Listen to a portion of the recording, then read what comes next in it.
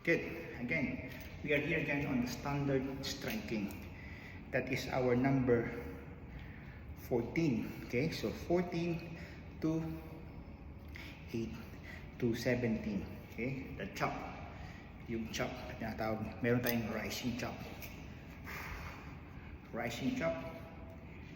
The side chop. Rising chop. Round chop. Side chop. And then the vertical chop. Okay?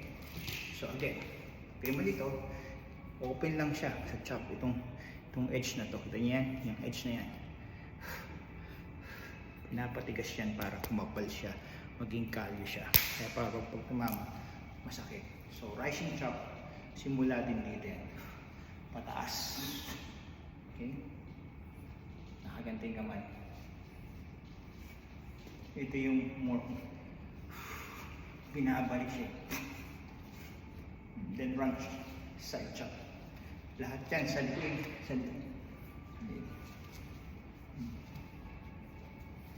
And then side chop. Okay? Hindi siya.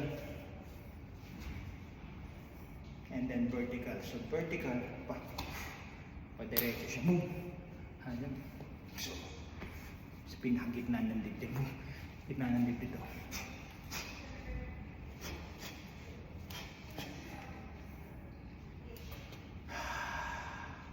Okay?